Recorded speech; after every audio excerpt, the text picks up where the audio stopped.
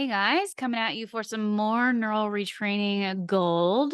And today I want to talk about why it's really not smart if you're trying to rewire your limbic system, get to a regulated state on a regular basis.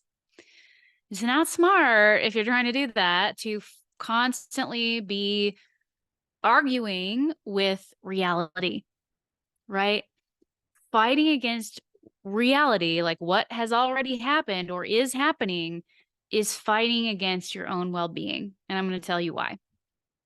You know, in our society, we tend to give our power over our emotional state away to circumstances we cannot control, particularly circumstances outside of ourselves. And so I'm going to give you some examples of that. And maybe you will hear something in one of these that sounds like something that you say to yourself. I can't be calm because so and so is president. I can't be calm because I don't have my lab results back and I have to have them in order to be calm. I can't be happy because my husband is grumpy today. I can't feel safe until I no longer have symptoms.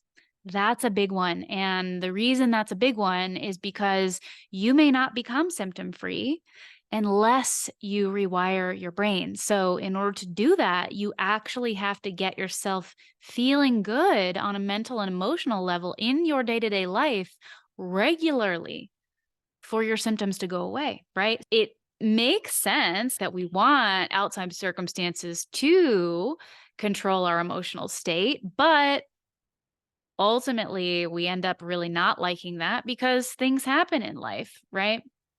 Difficult things, one of them being illness. And unfortunately, waiting for the illness to resolve in order to feel better mentally and emotionally hamstrings you. It delays your own healing. All right. Another common one. I cannot enjoy my workday because I don't like my boss. They never apologize, so I cannot let this anger and resentment go. I can't be happy until I can eat whatever I want again, right? Speaking to you guys out there with food sensitivities. I cannot feel secure until I have lots of money.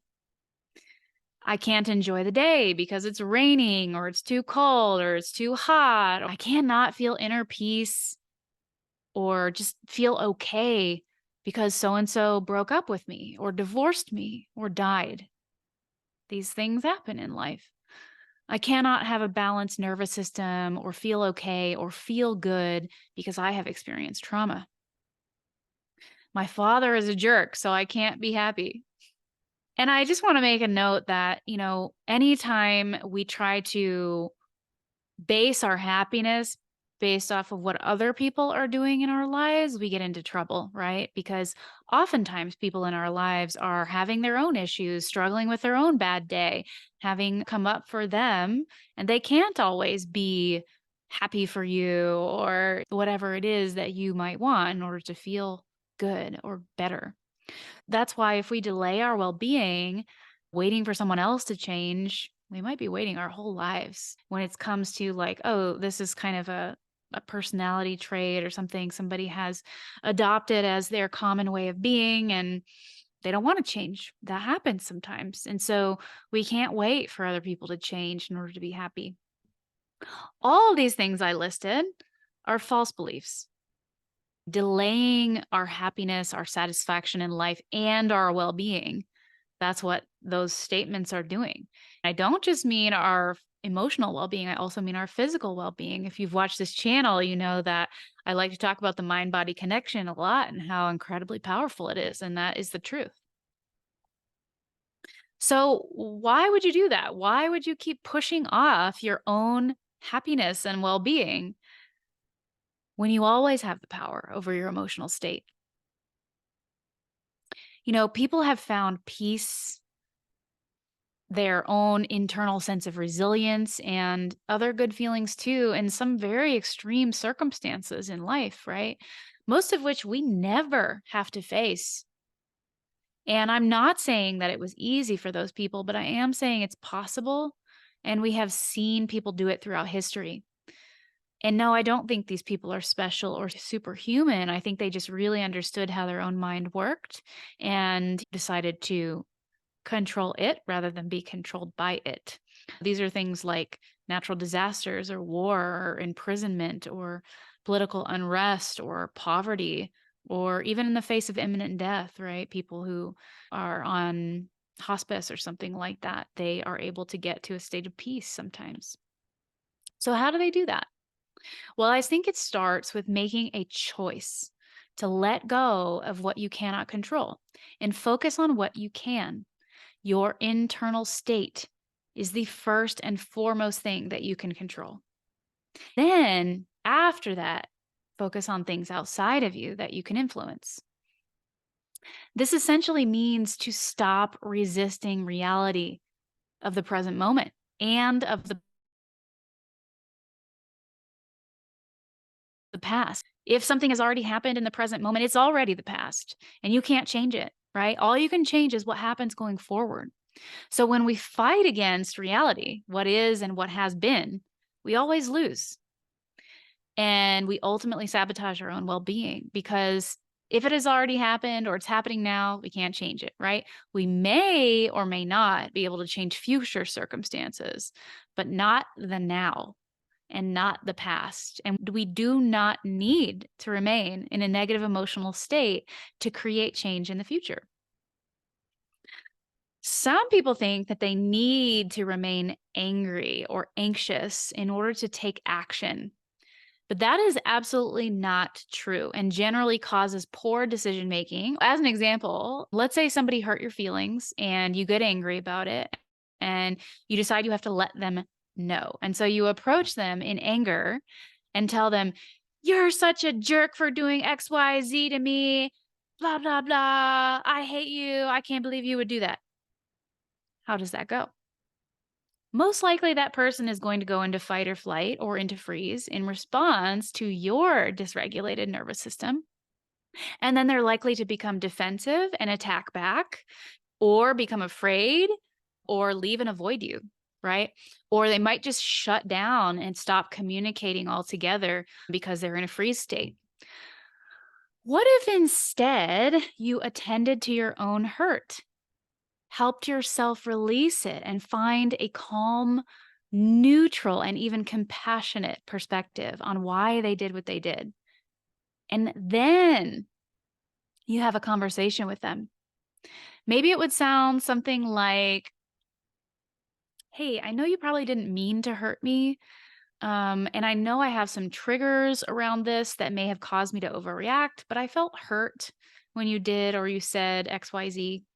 I just wanted to let you know to keep open communication lines between us and so that you can help me in the future by trying not to say or do that. And I will also continue to work on why that's such a big trigger for me." So, how do you think somebody would respond to that? Probably a lot more openly than the first option, right? Yeah. Or let's say that this is a situation where, their behavior was truly abusive and had occurred over and over again. Maybe instead of hanging out in anger, which only hurts you, you choose to attend to your own hurt, your own anger, etc. Help yourself let it go, and then take action to leave that relationship and move on with your life in peace, looking forward instead of backwards. For many of us, that's not what happens naturally, and we need some help doing that. And that's because your brain has a big neural network for that person and what they mean to you and all your habits around them. And so it can be difficult to leave something behind that is not working for us. But neural retraining can really, really make that a lot easier. Let's say you feel anxious about your symptoms, which you think are due to food. So you panic and you just start cutting out as many foods as you can, and that you think could be the culprit in an attempt to just try to ease your own anxiety. Even if you get some symptom relief from this, if you continue along these lines, it eventually is going to backfire. You will become nutritionally deficient, your microbiome will suffer, and then you will develop new symptoms. So, what if instead you attended to your anxiety first, helping yourself soothe your nervous system and set it back into rest, digest, and heal, and teach your brain that food is actually safe. From that place, maybe you would feel safe enough to take your time figuring it out the right way, right? Maybe you would get some testing. Or maybe you'll find out from the test that you have one problem food and the other ones are not really problems. Then you eliminate it or desensitize it to that single food. Or maybe you find out that it had nothing to do with food at all and it was just your nervous system causing the problem, right? We know nervous system dysregulation causes a heck of a lot of digestive problems, literally at all levels of the digestive process. So if you actually go through it that way and you can remain calm, now you can take more targeted action. It doesn't put your health at greater risk, right? Let's go back now to, these people that seem to be able to achieve peace or calm or regulation in difficult circumstances. I think the other element necessary for this is to really take a moment to reconcile with the fact that you cannot control those circumstances in the moment and that you're wasting energy being anxious, fearful, angry, afraid, or whatever else. And we all know that you're not doing that intentionally, that it's just what your brain is doing, but you do have agency. You do have control over your emotional state if you attend to it intentionally. Those emotions you're feeling about whatever is going on obviously cannot on their own improve or change anything, right? It's not a problem to feel those feelings. They're perfectly normal emotional states, but it is a problem to allow yourself to get stuck in them for an extended period of time, especially when your circumstances are absolutely not the end of the world, which is often the case when this is happening for us. In the case of many more extreme circumstances, it also involves making peace with your own mortality and those that you love, because we obviously are not always able to control when or how we die. And death eventually comes for all of us, you know?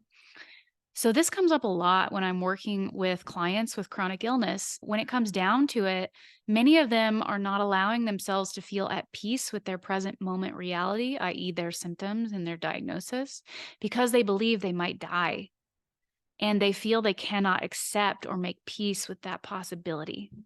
I'm here to tell you that you can accept that possibility. It may not be your preference, of course, but you can make peace with it. And we all can and should make peace with death for our own well being, because regardless of whether or not you have a lethal health problem that you know about, you can still die at any time and you eventually will die, right? So the sooner you make peace with that, the sooner you will free yourself to be okay with many challenging life circumstances.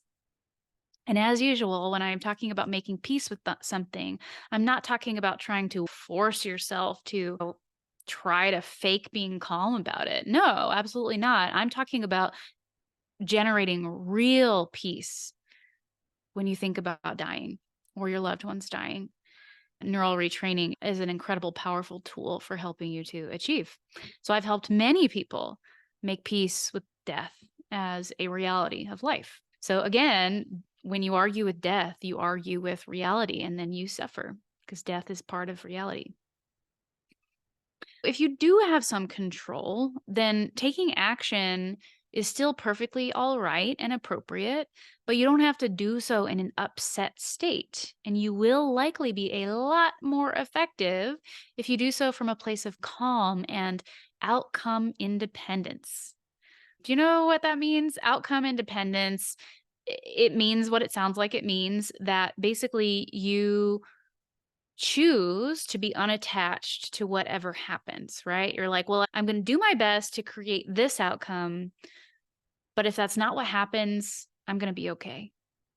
For many of us with things that we care about a lot, we have to intentionally choose outcome independence because we want to be attached to the outcome with things that we care about, right? So even in that case where you do have some agency and some ability to take action to create change, calming your nervous system and helping yourself move through and release the emotion and the survival response that is creating the emotion, that is still possible, and it's still the best way to go about it. So, as an example, maybe you feel immensely upset about climate change. And whenever you think about our contribution to that, you get super angry. And you go on a binge of making social posts, ranting to other people about it, ruminating about it. This is a situation in which you do have some control, but not a whole lot, right? You can make more sustainable, earth friendly choices for your own lifestyle. You can write letters to your political representatives or get involved in politics. You can join climate change interest groups, write blog articles to raise awareness, et cetera, et cetera. But at the end of the day, your control is still limited.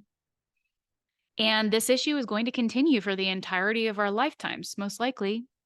So, does that mean that you must be upset all the time for the rest of your life? Of course not. Of course, it doesn't mean that. But that is a choice that you could make. I would just suggest that maybe it's not the healthiest choice to make. Deep down, I really doubt that you want the rest of your life to be anger and upset. If you make that choice, ultimately you're self harming. So, what do you do?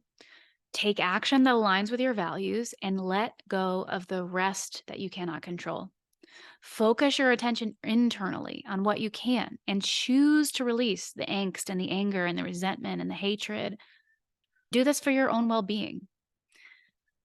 The rewiring processes in Wired for Wellness can really help you do that if you first make the choice that inner peace is what you want. I have actually worked on this particular issue of climate change with a number of clients, and they have all gotten to the place of being at peace with the part of it that they cannot control. So, yes, it's possible.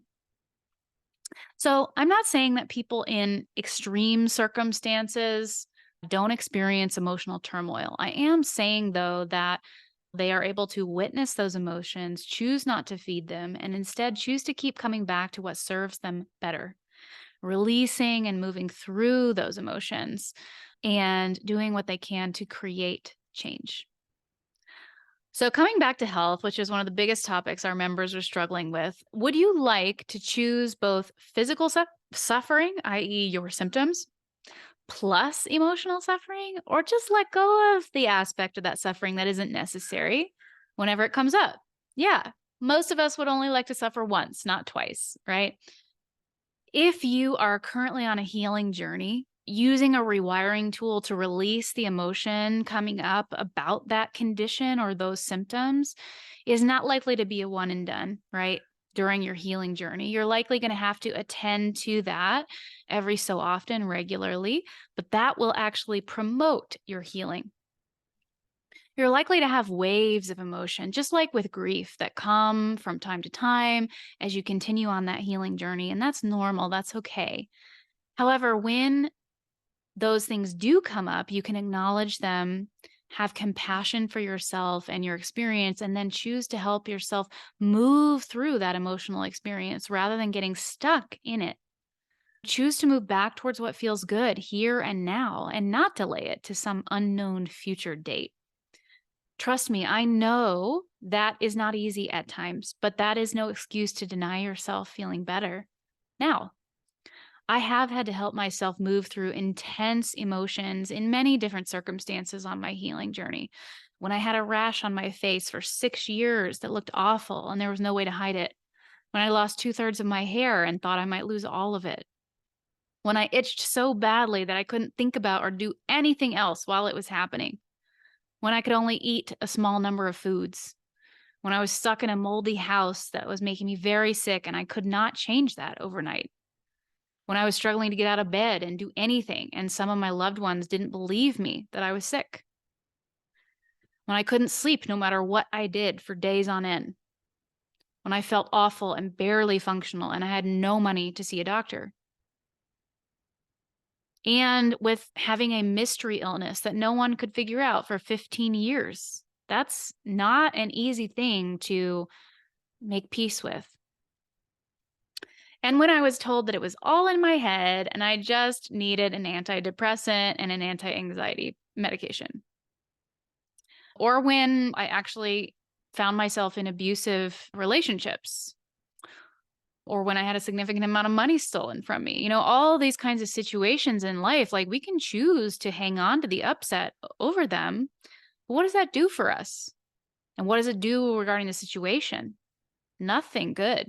Doesn't change what happened, doesn't change anything in a good way inside you, really just makes everything worse.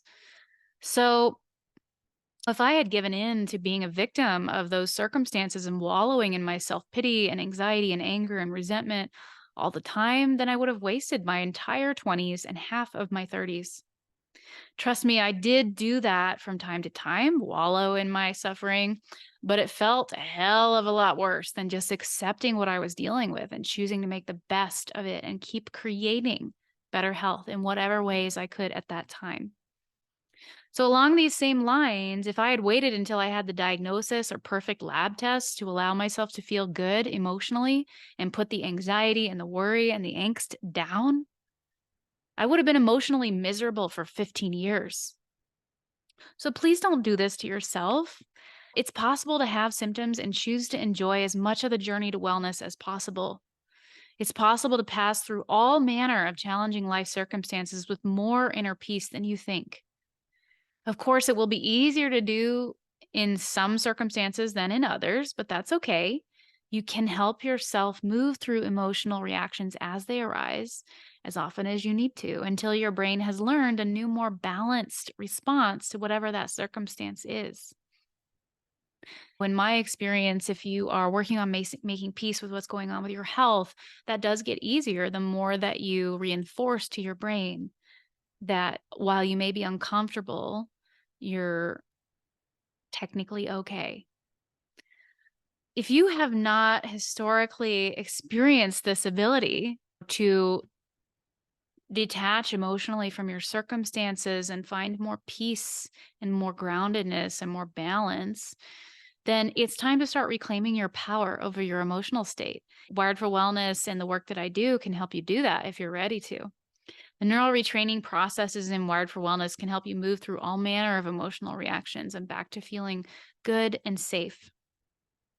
There's a great process that I love in there that's specifically designed for helping you shift emotional states quickly to help you just in the moment when you're struggling with something like that.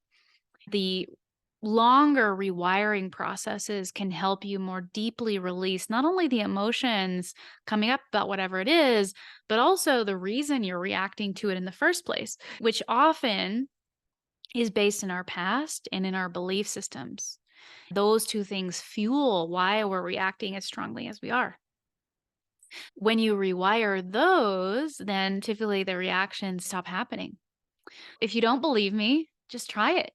If you're getting stuck in this realm in relationships or dealing with work or whatever else, and you're giving your emotional power to that circumstance, you're allowing it to get you all worked up when you don't really need to, get some help.